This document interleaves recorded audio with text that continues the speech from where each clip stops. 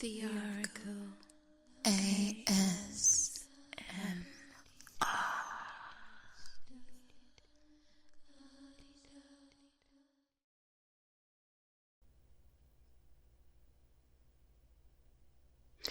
Hey lovelies, it's me, the Oracle, and welcome to the second episode to my Let's Talk series, in which I will be talking about a particular subject, as I've said. Thank you so much for the feedback and the comments and love from the first one. I appreciate all your comments, by the way, so thank you so much if you did comment, and if you haven't already, please go check out that first episode of this podcast series that I am planning to do.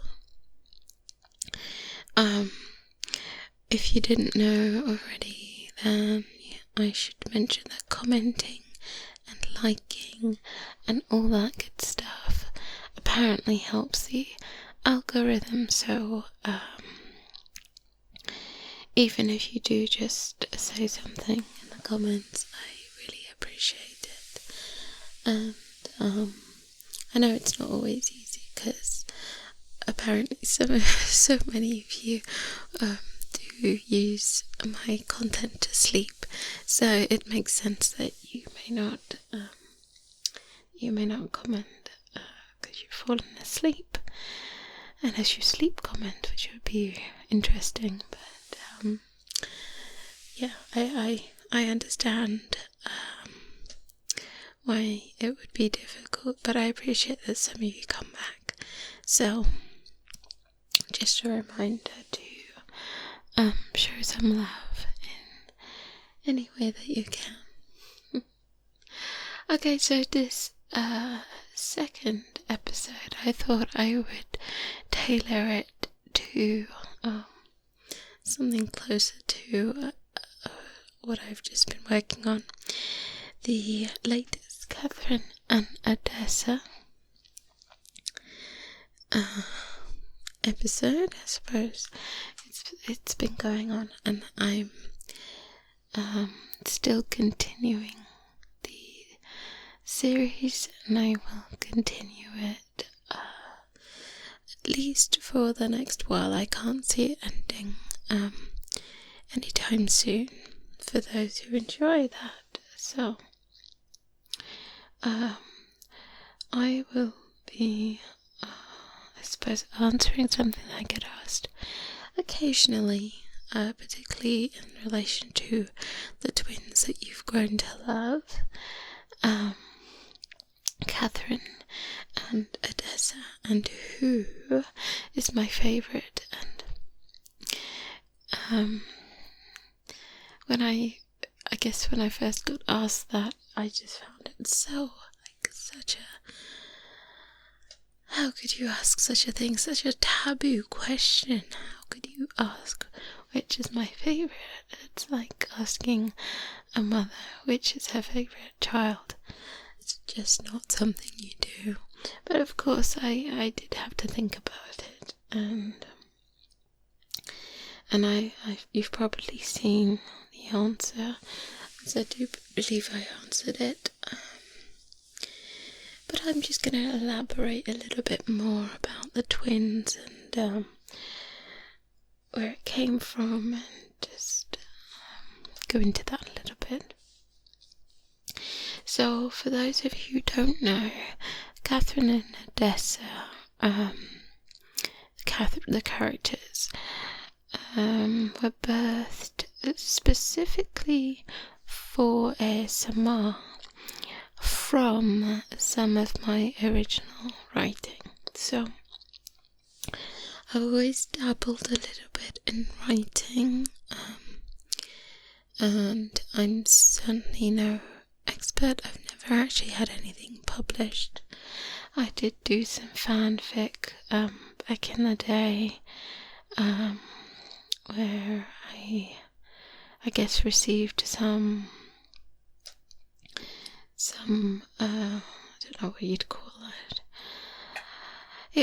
It did get a little popular with the fanfic side, and I think that's where it sort of led me to write my own characters. And I did look into getting published at one point, but it just never materialized, and life got in the way, and I just kept it low-key. So I didn't stop necessarily, but I certainly didn't pursue it. Let's just leave it at that. And I then started to obviously pick up other hobbies, and with the ASMR side of it, I thought, well, how can I marry two things that I really enjoy? So I still wanted to write and explore that creativity side, because I love creating characters. I love storytelling. If you haven't noticed, I really like telling stories. Always enjoyed the vampire side and the aspects of a vampire, and just looking into the fantasy side of storytelling. And I think that's where the twins really came in, because I wanted to somehow bring to life some of my stories and make it in a way that involved the listener. So to do it in a different way rather than just reading. So rather than it just be like an audio book, I wanted to explore the creative side and make it more involved. So, not being visual made it a bit more challenging, because I had to make it work where it was just going to be an audio only series. So everything was really about the story and the sounds, and having that personal touch to it had to be really revolving the characters around you. And I think that's where I changed the story that I had in my characters, who were actually two male twins, by the way. And I changed it to Catherine and Odessa because it was something I could role play myself. I had to become those two people, and you became the fledgling. So everything was happening to you. So I just took role playing and ASMR and those aspects of ASMR and what makes the role play so tingly, because it's really about making it about you, I guess. Something is happening to you, and then adding the storyline to that, layering that on top of that concept.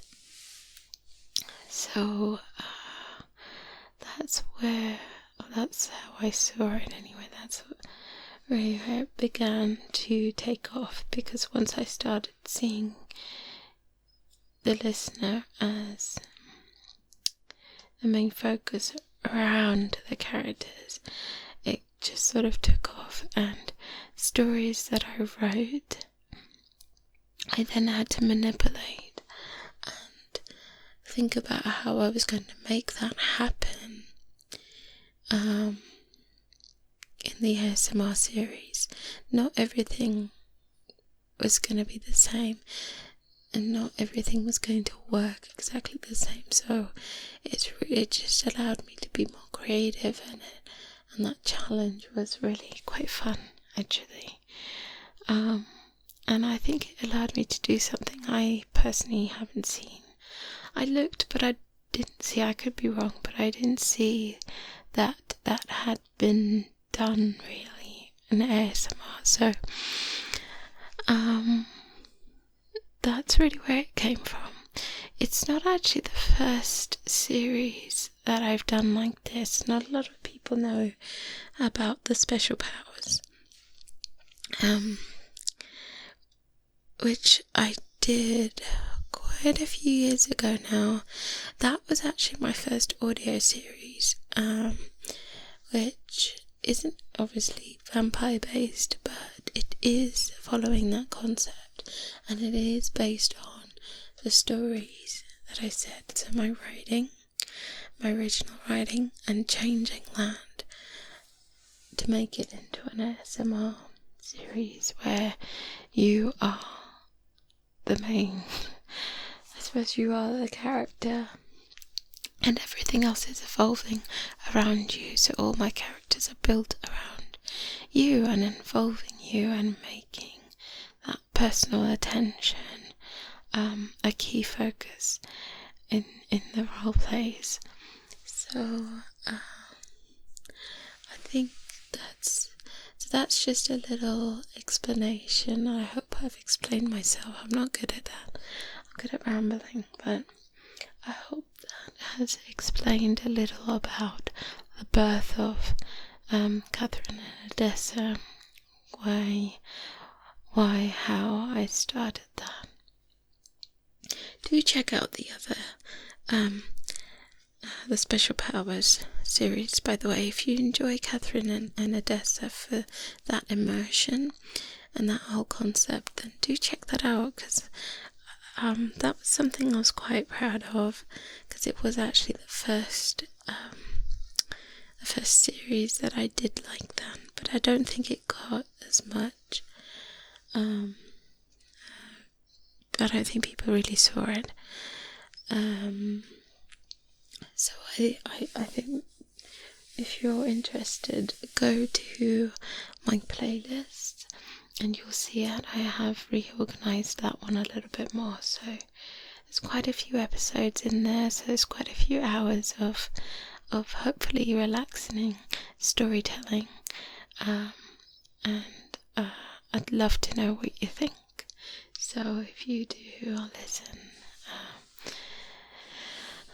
do comment, let me know what your thoughts are, and if you'd ever like me to pick that up again. Coming back to 𝗦𝗢𝗖𝗜𝗔𝗟 and Odessa, so I know for sure I'm not the only one that is into vampires. It's a massive genre that really I've always been into vampires since a long time ago. I loved reading books about it, and I think the reading side was first, and then obviously there were some movies, classics that I'd watched, and you have to remember that I am quite seasoned, so I suppose you could call me an 80s baby, but no, not an 80s baby. I was born in the 80s. It was the 90s, so I would have seen a lot of the old sort of classics, Buffy the Vampire, for example, Angel, a lot of the old cults. I don't know if you'd call them cheesy, but they were very different to your Twilight vampires, so to speak. but I've watched them all, and then even when the vampires became a big thing, which was really weird for me to see vampires, when it actually came a time when they became cool. That was strange, because I'd always been part of that scene, and it was not cool to, be into vampires. It was actually seen to be very weird when people asked what you were reading and you said that. They'd look at you like, okay, weirdo.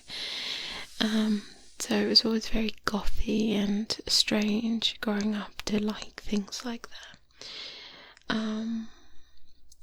But then I'd think, does it really think about why I liked it? And obviously people like that for different reasons. I think for me, it's always been about, let me think about it and explain it in the right way. So it's always been about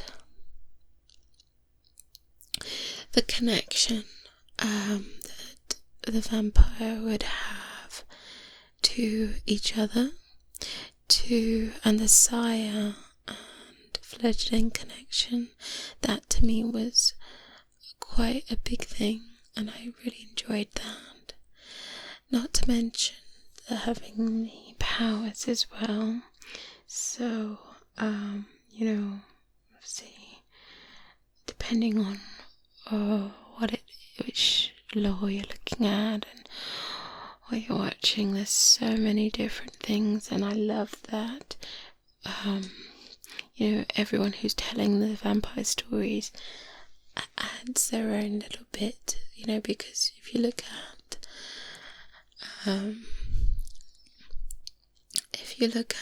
Anne Rice, for example, her vampires, her lore, and if you look at how she approached it, she was a little bit more traditional with the aspects of the vampires, whereas you compare that to, and I've forgotten the name of the person that did it, but if we look at, let's say, True Blood, they took the vampires very, very differently. They added their own bits, and it was actually really interesting, and I liked how they did it, but they did change a lot of things, and your traditional vampire lore was quite different in True Blood. So it's always interesting when I get people coming and saying, oh, but vampires can't do that, or they do this and they do that, and that's what's really interesting, is that you can really, when it comes to story writing and creating your own, you can marry all of that, some of that, or just throw it out the window and create your own. And that's pretty much what I've done. I've done a little bit of both, created some of my own lore, and really used some of the things that I have seen and been inspired by, and brought that into my characters and my vampires. So I'm not claiming to be a specific type. If you're looking at and you're saying, well, vampires shouldn't be able to do that, or they should have this power, or they shouldn't have that, or that's not how they glamour, or whatever. It's really, that's the wonderful thing about being creative and writing your own stuff, because you can really just make it up. It's your verse, it's your world for that particular moment and story. And yeah, I mean, that's why it's so fun to do Catherine and Odessa, and I've picked up the bits that I like about vampires and tailored it so that it works for ASMR. So I'm always conscious, always conscious about keeping it relaxing and keeping it light, So, I think some people would say that my vampires are not so scary, and I've never really, well, they can be scary, but I've never really been drawn to that side. I've really just picked up on the stuff that I like, and just, gone with that and built on that, really. That protectiveness, the scariness when it comes to protecting, the motherly side, or having like a big sister side, someone that's there to look out for you, someone that's there to show you the ropes, and then having these extra powers to heal, to fix things, to be eternal, to live forever. So that's really where I've tried to build on and give you guys that experience as well. So I've taken all the bits that I like, and I guess just put it together in a way that I can make this ASMR series work, to make it relaxing and also tell a good story, I hope. At the same time, trying to give you tingles. It's not easy. Sometimes it's quite a challenge. In fact, it's always a challenge, but it's one I'm enjoying. So when it comes to picking between the two, these two characters have, I'd still draw from my stories in terms of fleshing them out, because the characters themselves, literally, once you start building them, you start building their personalities, and they really do grow on their own, if that makes sense. And they can. So when I look at Odessa, for example, and I'm trying to let you guys see who Odessa is, she has to have a story, she has to have a backstory, she, you literally have to become that person. And the same with Catherine, and what I did in them being twins is they sort of are, if you look at them as one person and then split them, and you take out the good and the bad and the strengths and the weaknesses, and if you brought them together to be one person, they would be whole and quite a wholesome person. But individually they have these strengths and these weaknesses, so they are really two pieces of a puzzle, and that's kind of how I see the twins. That's how I approach them as well. And if I'm not wrong, having experienced my experience with twins, that is quite accurate to how they are. A lot of twins are not always the same. I mean, sure, they have similarities, and there are some that are literally quite similar and finish each other sentences and love everything there. They love the same thing, but a lot of the time, in my experience anyway, the twins that I've had experience with have been quite opposite. So whereas one is more confident, the other one usually isn't as confident in certain things. It balances out, but sometimes it's, the yin and the yang, if that makes sense. So that's really how I've approached the twins. So to say which I prefer is crazy, because really you can't have one without the other. What I would say is that where I would want to be more like Odessa, I guess. It's not, I'm not so much more like Odessa. That's really what I would want to be. I'd want to be as confident as her in real life, whereas Catherine is maybe a little more comfortable for me to sit in that role in real life. That doesn't mean that I don't want to be Odessa, if that makes sense. So she's not that Catherine isn't fun, because I think that's why you have to have the two. You can't pick. So I can't say Catherine is my favourite, because maybe I'm a little bit more like Catherine in real life, but deep down, clearly,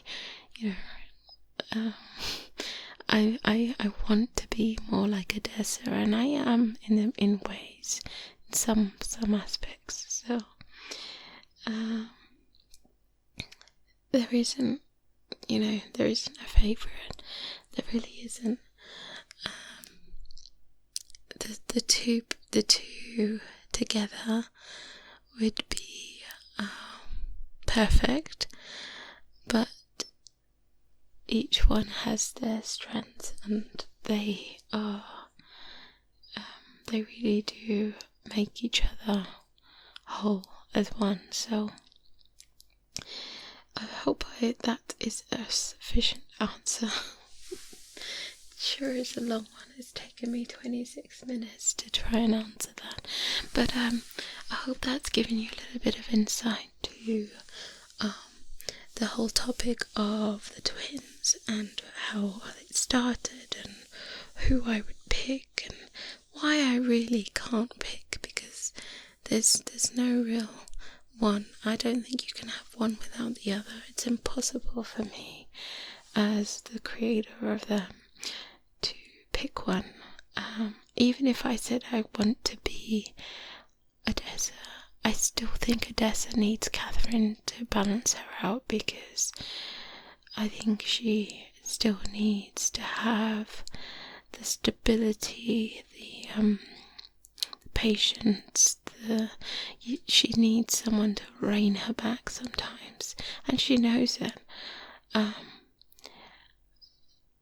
And vice versa. Catherine knows that with all the so-called, I wouldn't say faults, but so-called faults that Odessa might hold, Catherine also needs Odessa, and also sees part of herself in Odessa, because Odessa does and says the things that she wants to do, but never really will let herself be like that.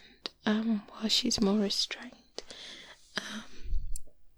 Odessa just speaks her mind, and they're actually really very similar, but it's just one displays that in a very different ways. And as the story continues, you'll be able to see that even though it might look like they really are separate, they are very, very similar. After all, they're twins, but they are very similar. In a way, they just do things and express themselves very differently. So yeah, I see it as a yin and yang. There's not one without the other. Okay, so that's, I think I'm done. If you have any questions about Catherine and Odessa, other than when is it coming out, that is always the question I get asked. I have recorded, this is as of, what's the date, 22nd? It's like 3 a.m. As of the 22nd. The next episode is recorded. It's done. However, I gotta edit it, and editing takes hours. It takes so many hours to edit. Because I'm only one person, and I have to talk, and it has to marry together, and I have to do the timing, and gotta fix the background. I gotta make it relaxing. It's quite tedious, the editing. It really is quite a production, and I don't have a production team, it's just me. So please understand that it does take some time, and I hope it's worth it. I hope the waits are worth it. I wish I were 2 people or 3 or 4 sometimes, that I had a production team that could just put it all together for me, but you have to wear a lot of hats. So and obviously now I have a lot of other responsibilities in my personal life, so I just have to do it when I have time. I have to make time, rather. So yeah, it is coming. Thank you for your patience.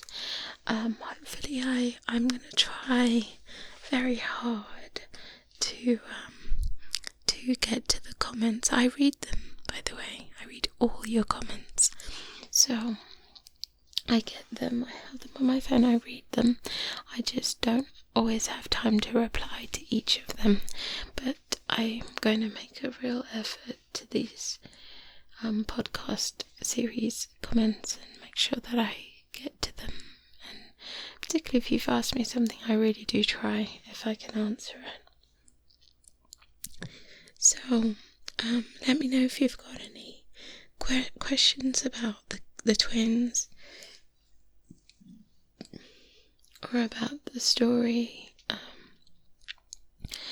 I don't want to obviously reveal too much about future episodes, but remember that I do also have Patreon where I'm doing exclusives. So if you didn't know, then I have been releasing single solo episodes that are sort of standalone but do kind of coincide with the series on Patreon. So if you do want to sort of have a little bit more on the twins, I do recommend you check out the Patreon episodes as well. That's it for now. I hope you're all well, stay safe, and as always,